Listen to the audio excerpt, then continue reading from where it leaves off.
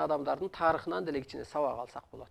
Эргешбай ата 60га чыгып, мугалим болгонага чейин психологпу, физикпи, анан план жазчу экен го. Буну өтүш керек баланча деп мындай текшерип турат алардын ишин. Анан ушу план жазгандан деги эле тажадым, 60га чыгайын, эми айылга барайын, иш кылайын десе эле анан эле колу жаздырды эле. Эмне деди?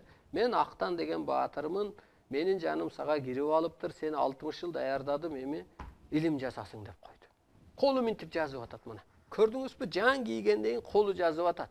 Анан кийин окуп түшүнүп атат. Түшүнгөнү түшүнүп, түшүнбөгөнү эсте калбай, ошо китеп болуп чыгып атат. Карасаңыз. Ошо сыяктуу эле сизди да бир кызматка буйруп келген бул дүйнөгөчү. Бул дүйнөгө эмнеге жаралат экен? Кызмат үчүн жаралат экен. Жан дүйнөнү өстүрүү үчүн жаралат экен. Кайра асмандан барып уурду алууга, аяктан да кызмат кылууга милдеттүү. Караңыз. Эгер өспөсө жан, анда 7 катар жерге түшүп кетет болуп атат. Итке айланат, битке айланат, чөпкө, бадалга, бакка болуп кетип атат. Коркогу коёнго айланар, алдамчысы түлкүгө айланар. Эмне деген кордук дейт. Жан деген жараткандын аманат нурун адамдын сен ылдый түшүрүп ийдиң, бул жерде өсө албай. Өзүңдү тааны деген ошол.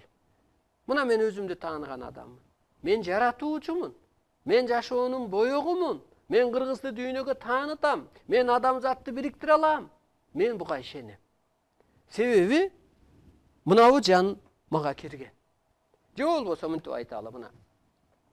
Ушу карапайым, жөнөкөй эле Зүлфияга адам ата көрүндү да анан айтты. Могу 3 периште сага жайгашат, кызмат кылат деди. Ага чейин жазбаган. 3 периште жайгашат деди. Көрүнүш көрдү. Ал эмне болду? Жаны жайгашкандан кийин ал жөн эле мынтип жазып калды. Ойлонуп коем дейт, жасам дейт. Мына ушул адамзаттын жаңы доордо жашоо жол жобосун берди. Көрдүңүзбү? Ошон үчүн аалам күчтөрү жерге түштү деген ошол. Мына кийди, ал жазып калды. Арсыналайга өткөрүп берди. Эргешбай атам келди. Мени жаса бер деген, бул илимди дагы дүйнөгө чыгарчу адамды биз башка жакта даярдап атабыз деген. Бул сиз экенсиз деп келди. Мисалга мына. Ошентип отуруп, кийин жана Акжолтой Теңир Пири деген дагы мага билдирүү жөнөтүптүр. Теңир ата мынтип айтты деп бир цифраларды жазып, сиз ушу кызматты кылат экенсиз деп. Көрдүңүзбү? Ошентип туруп бул ааламдык илимди бир адамды избрал дейт да, жоопкер кылып койду. Эми ал адам кыргызга берди. Эми бүгүнкү күндө ошо отуруп, орусчага которуп, ар кандай ошол техника, теңирчиликке жаңы доорго элчи болуп эреттелген. Азыр техника аркылуу ошо дүйнөгө улуттарга, интеллигенттерге баарына жага турган тема жөнөтүп атабыз. Мына мен кызматымды кылып атам. А сизчи ушуну бекер жаралбагандырсыз. Мейли. Бирөө айтат. Мен эмне кылышым керек? 5 бала төрөдүм. 5 балам бар дейт. Мүмкүн андан көп, мүмкүн андан аз. Орто болжолун айтат. А мында ойлосоң, сен 5 баланы эгер чын-чынына келгенде тозокко төрөп койдуң.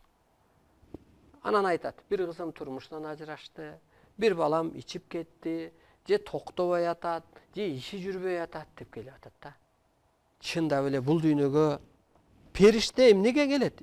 Пендеге тийип алайын деп келбейт экен да. Мына карайлы.